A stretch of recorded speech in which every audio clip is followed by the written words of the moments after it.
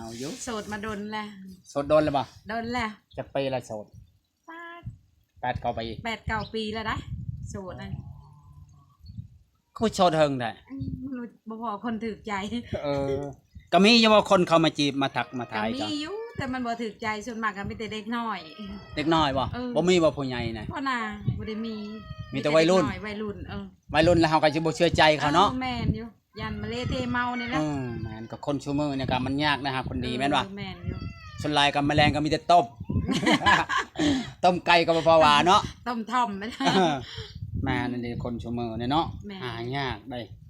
ผู้หญิงก็หายากผู้ชายก็หายากผู้ชายก็ผู้หญิงก็แม่นธรรมดาได้ชั่วมือนี่แหละวัยรุ่นชั่วมือนี่หาดียากคนชั่วมือเนาะยากแม่ผู้หญิงก็คือ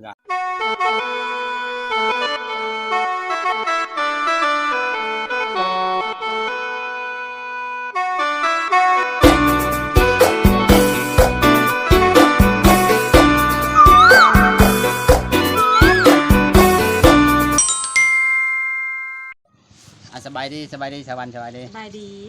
ว้าชาววันช่วยขึ้นตั้งเยอะเนาะงามเลยชาววันเนาะมาที่ไทยจังเมื่อไรชาววัน4-5 มื้อแล้วเป็นได้จังมาเป็นได้บ่สบายบ่สบาย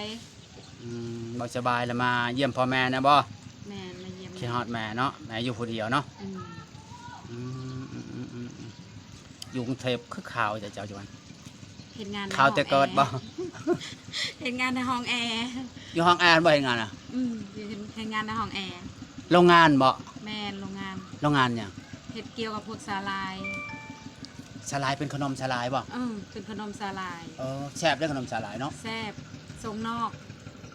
ไม่ให้เป็นกล่องบ่เฮ็ดเป็นกล่องแล้วก็ทรงนอกได้กินอยู่บ่เฮาเฮ็ดนี่บ่ได้กินอยู่ได้ซิมอยู่ซ้ำเฮาสิกินจนตุ้ยเบิ่งได้นี่บ่กินชั่วโมงบ่กินแน่บ่แน่ยามผิวขาวก็จะมันมีแล้วมันก็บ่คิดยากเนาะเฮาอยู่นำขนมเฮาก็บ่คิดยากแม่นคือว่าเฮามีของยังเฮามีนำบ่ยากเลยคันมันบ่มีเฮายากเนาะสวรรค์เนาะบ่ได้เห็นดนกันเนาะบ่ได้เห็นเจ้าก็ดนแล้วเนาะตั้งแต่จักปีแล้วบ่ได้พอกันบ่ได้หน้ากันหลายปีแล้วเด้อจนลืมมาง่ายๆเนาะแม่นเจ้าก็เที่ยวไปเที่ยวมาอยู่เนาะแต่ก็บ่ค่อยได้พอกันเนาะแต่บ่ค่อยได้อยู่นำกันกับบ่บ่นะพอได้เห็นมีงานเฮ็ดเจ้าก็มาแป๊บเดียวก็ลงเทพมาแป๊บเดียวลงหาแต่เงินไปเฮ็ดหยังพี่บ่เฮ็ดเฮือนเลี้ยงแม่เลี้ยงหลานเลี้ยงลูกเฮ็ดเฮือนเงินยังมาแล้วยังหาคนมาซอยเฮ็ดอยู่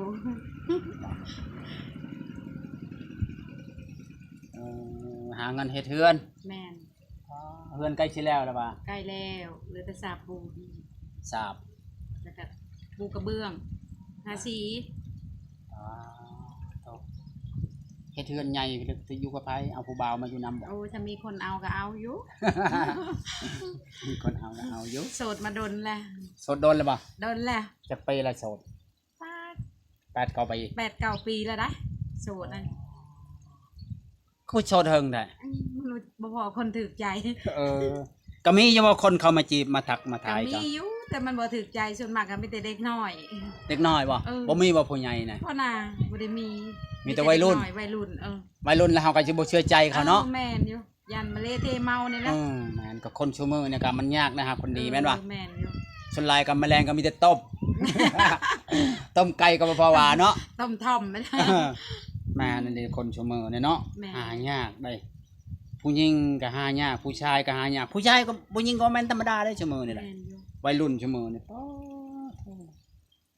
หาดียากคนชั่วมือเนาะยากแม่ผู้หญิงก็คือกันมันธรรมดาเอากระคักเอากันพากันต้มถึงผัวถึงเมียพอดีไม่ได้ในบ้านเฮากันหลายคนเห็นอยู่เดี๋ยวว่าเรื่องเขาเนาะต้มเรื่องของเขาว่าเรื่องเฮาดีกว่าว่าเรื่องเฮาดีกว่าเนาะโสดมา9 ปีเลยโดยเจ้างามปานนี้ยังอยู่โสดนานเนาะงามนั่นนี่แล้วว่าเจ้าเลือกบ่น่ะบ่ได้เลือกแล้วมาแบบคนที่เป็นผู้ใหญ่แน่จักหน่อยเนี่ยผู้ใหญ่กะว่าอายุประมาณจำใดกะว่าสิ40ก็ว่าไป35เอาว่า35ประมาณนี้แหละ เจ้าประมาณ30บ่เจ้าเนาะ30ก็เอา35รุ่นอ้ายเนาะเอารุ่นอ้ายนี่แหละ บ่ เป็นผู้ใหญ่แน่จักหน่อย รุ่นจัก4-5 ปีเนาะ จักความแน่นะเว้าง่ายๆก็ได้ โดยคนงามนะครับเปิดใจบ่เฮิงเนาะข่อยว่า คนเนื้อหนังก็อุดมสมบูรณ์แนะโสด9 ปีโสดจักเปอร์เซ็นต์ โอ้ 1,000% แล้ว ความโสดมันสิตัวกันได้บ่ โสดพิลึกเด้เนาะ เอาไว้โสดก็โสดอีหลี 1,000% หรอ พี่น้องบ่เคยเห็นบ่โสด 1,000% มีแต่ก็โสด 100% แต่ถึงบ่ค่อย 1,000% เนาะคุณน่ะ มีเท่าชาวบ้านโสด 1,000% พอดีได้บ่ ดีบ่ดี ร้อยวะ 100% ยังพอว่าเนาะเอา 100% เนาะ โสด 100% และโสดกัน9 ปีเลยบ่คิดอยากมีครอบครัวบ่ ก็อยากมีอยู่ แต่ถ้าพอคนดี เอาคนดี ๆช่วยซัพพอร์ตเฮา ๆคนดีแม่น ซอยซัพพอร์ตเฮาแล้วก็เฮาอาศัยกันยามทุกข์ยาก ยามเจ็บไข้ได้ ยามเจ็บไข้ได้ป่วย เป็นยาก เบิ่ง เนาะ แย่งกันสินะ โดย เขาก็บ่ได้ว่า หาคนรวยอะนะ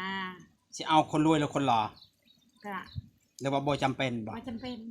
แต่ใน ขอ ใจ แต่ ก็อยากได้คนรอยังใจก็อยากได้คนรวย เอ้าอยากได้คนรวยสมมุติว่า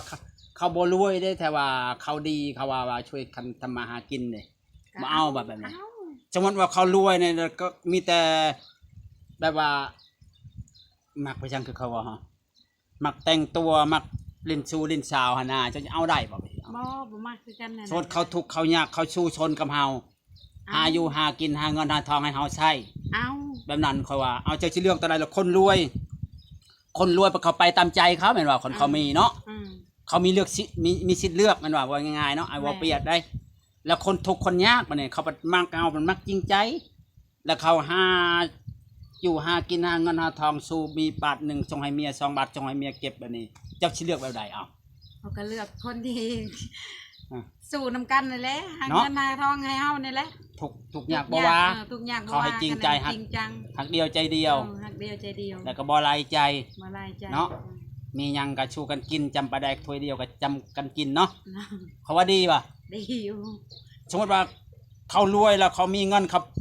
กินข้าวกับเฮาอยู่เฮือนนี่กินปูกินปลาเขาไปกินปาร์ตี้ข้างนอกกับผู้สาวเนี่ยสิเอาบ่ไปใช่ บ่เอา แน่เนาะมันเลือกบ่ได้เนาะ อืม เราต้องเลือกเอาแต่คนที่ว่าฮักเอาเนาะ เลือกอยู่คนหน้าเฮาเข้าใจเฮา คือชาววันเนี่ยอายุ30จะเอาประมาณ35ฮอด50เนาะประมาณเนี้ยสูงเกินนั้นก็คือว่าหับบ่ได้ หับบ่ได้ เอา6 70เอาบ่ได้เนาะ อืม 50ลงมา50กับบ่ได้เฒ่าได้ผู้ชายได้ บ่ เขากำลังดีได้ จำ กำลัง เจ้าเนี่ยบ่ ก็ซ้ำเฮานั่นแหละ50 เจ้าก็กำลังดี บางที อยู่ อย่าว่าไม่ใช่เอาเป็นคนขี้เลยเฮ้ย เอาคนเอาเป็นพี่น้องกันเนาะ ซ้ำบาพรก็อายุ30ปลายวะจะไปเฮ้ย35นี่แหละ 36ได้แล้วค่ะ36 ก็พอดีได้เจ้าอายุ30เนาะ เราสิมาคอยอยู่บ่ สมมติว่าสเปคแบบนั้นเอาได้บ่เฮ้ย ก็ได้อยู่ บ่ฮับได้บ่ ได้อยู่ เบาลูกติดได้ กูว่าลูกติดบ่เอาก็ลูกติดเนาะ ได้แต่เขามีลูกหนึ่งเนาะเจ้าเด้ สอง ลูกเต็มสาวเนาะ ลูกเป็นสาวแล้วลูกค่ะมัน ก็ เป็น คือว่าลูกเต็มสาวแล้วเอาก็มีผัวก็คือบ่มีลูกเพราะว่าเขาใหญ่แล้วเด้เขาบ่ได้ชนใจนำแม่เนาะแต่ว่าเจ้าโสดหอบ2แต่ว่าโสดหอบ1เนาะเขาบ่มีลูกเด้บ่มีลูกเกี่ยวของบ่มีลูกอย่าวนวายคือว่าโสดชนิด สุดสนิท เนาะ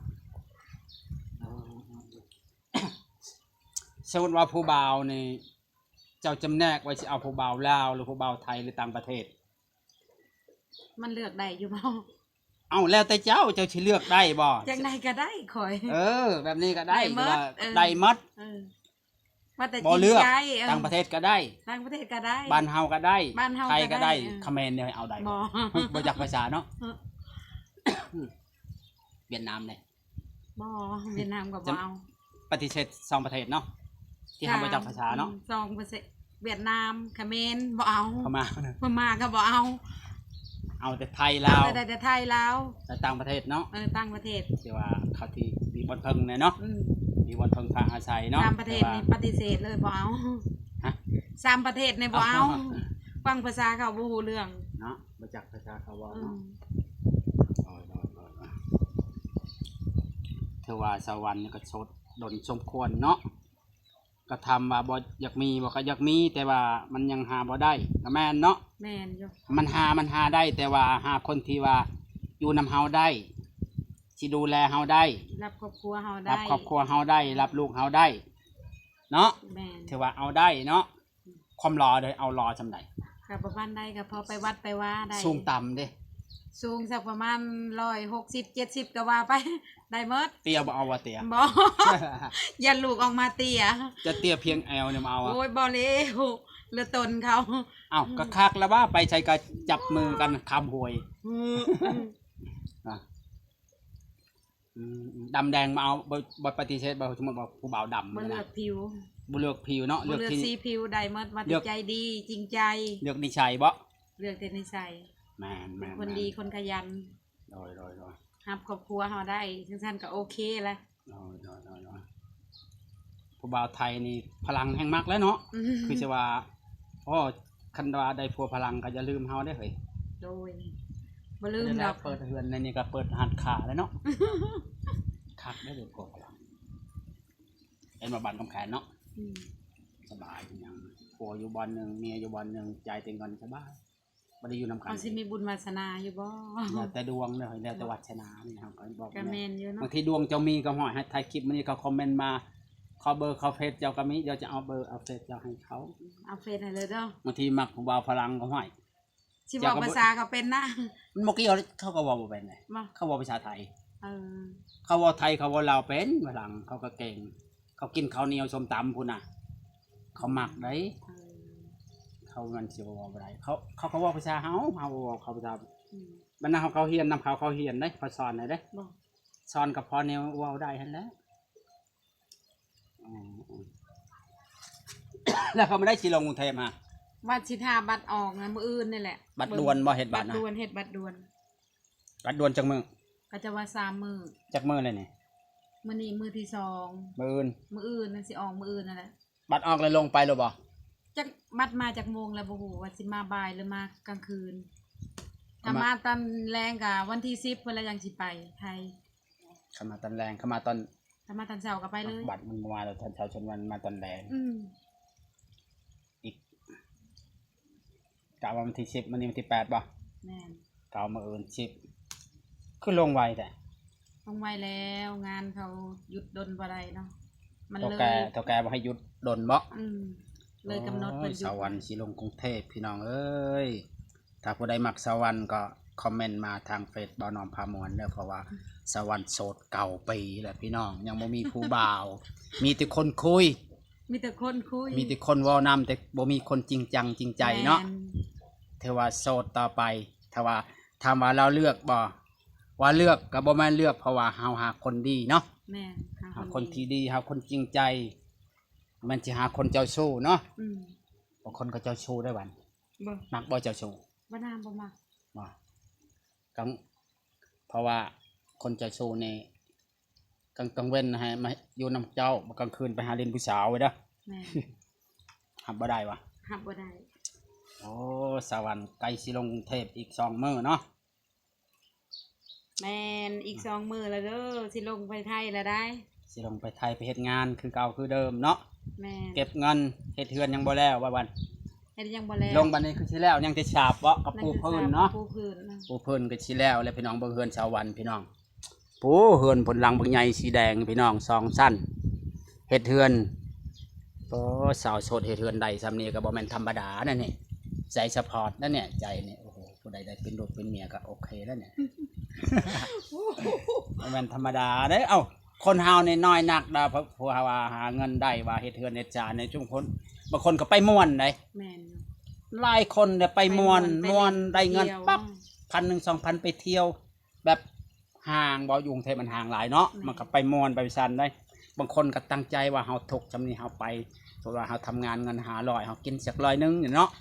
บางคนน่ะมี500ไปกินเป็นพันอ้าวมันยังไม่สิเหลือแม่นบ่ แม่น คนเฮามันก็บ่คิดว่าเงินเฮาหาแต่ละมื้อมันได้ซำใดเข้าซำใดออกซำใดบางคนเห็นว่าบ่มีเงินเก็บเงินเดือนวันหนึง7-800บ่มีเงินเก็บก็มีได้ ไปเล่นไปกินไปเที่ยวเนาะ มีแต่ม่วนบางคนก็เงินเดือน2-300เขาก็มีเนาะ อืม คนเฮาคิดบ่คือกัน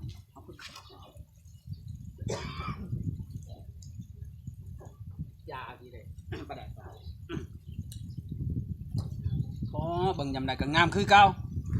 ง ามบ่ งามคือเก่าโอ้ยบ่ได้เด้อเป็นลูกเป็นเมียเขาว่าโชคดีในสวรรค์แต่ว่าคนว่าโสดแต่ว่ามีแต่คนคุยยังบ่มีคนจริงจังเนาะวันนี้ก็บ่มีหยังไทม์ไลน์สวรรค์เนาะ โดย ก็จะได้จบคลิปสำนี้เด้อ โดย มือใหม่เจอกันใหม่บ๊ายบาย บ๊ายบาย